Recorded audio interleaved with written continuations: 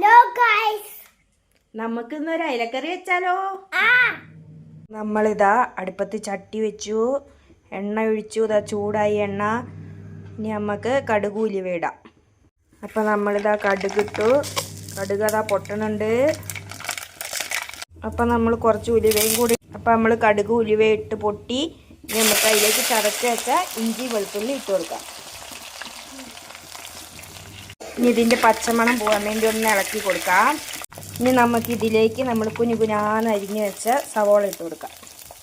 സവോള ഇട്ട് കഴിഞ്ഞാൽ ഉപ്പിടണമെന്നത് ഒരു ആചാരമാണല്ലോ. അപ്പം നമ്മളതാ ഉപ്പിട്ടു. ഇനി നമ്മൾ സവോള നല്ലോണം വഴറ്റി കൊടുക്കാം. അപ്പം നമുക്കിത് കുറച്ച് കറിവേപ്പില ഇട്ട് കൊടുക്കാം. അപ്പം നമ്മുടെ ഉള്ളിയൊക്കെ മൂത്ത് വന്നിട്ടുണ്ട്. ഇനി നമുക്ക് പൊടികൾ ഇടണം. അപ്പം നമ്മളിതാ പൊടികൾ ഇടാൻ പോവാണേ. മഞ്ഞൾപ്പൊടി ഇട്ടു, എരിവുള്ള മുളക് പൊടി,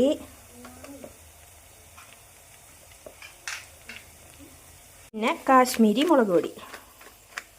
ഇനി നമ്മൾ പൊടി മൂക്കണോടെ വരെ ഇളക്കിക്കൊണ്ടേയിരിക്കുക.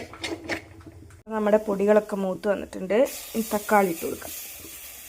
തക്കാളി ഇട്ടിട്ട് നമ്മൾ നല്ല മിക്സ് ചെയ്യും. ഇനി തക്കാളി ഒന്ന് നല്ല വെന്തുടയണം. നമ്മുടെ തക്കാളിയൊക്കെ നല്ല വെന്ത് ഉടഞ്ഞിട്ടുണ്ട്. ഇനി നമുക്ക് വെള്ളം ഒഴിച്ചു കൊടുക്കാം. നമുക്ക് കുടംപുളി ഇട്ട് കൊടുക്കാം. ഇപ്പം നമ്മൾ കുടംപുളി ഇട്ടു. ഇനി ഇതൊന്ന് നല്ല തിളയ്ക്കണം. നമ്മളിതാ മൂടി വെച്ചിട്ടുണ്ട്. ഇനി ഇതിവിടെ ഒന്ന് നല്ല തിളയ്ക്കട്ടെ. അപ്പോൾ നമ്മുടെ കറി ഇതവിടെ വെട്ടി തിളക്കിയിട്ടുണ്ട്. ഇനി നമുക്ക് മുറിച്ച് വെച്ച അയിലക്കുട്ടന്മാരെ ഇട്ട് കൊടുക്കാം.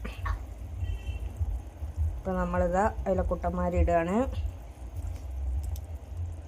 അപ്പോൾ നമ്മുടെ അയലക്കറി ഇവിടെ റെഡി ആയിട്ടുണ്ട്. ഞമ്മ തക്കുടിനോട് ചോദിക്കാം എങ്ങനെയുണ്ടെന്ന്. നോക്കി നോക്ക് എങ്ങനെയുണ്ടെന്ന്. എങ്ങനെയുണ്ട്? നമുക്ക് ഇതിലേക്ക് കുറച്ച് കറിവേപ്പിലയും കൂടി ഇതിൻ്റെ മുകളിലേക്ക് ഇങ്ങനെ ഇട്ട് ഇത് മൂടി വെക്കാം. സെറ്റ് ആവട്ടെ. അപ്പം നമ്മുടെ വീഡിയോ ആദ്യമായിട്ട് കാണുന്നവരുണ്ടെങ്കിൽ ലൈക്ക് അടിക്കുക, സബ്സ്ക്രൈബ് ചെയ്യുക, ആ ബെൽ ബട്ടൺ അടിച്ച് പൊട്ടിക്കുക. അപ്പോൾ ഓക്കെ ബൈ.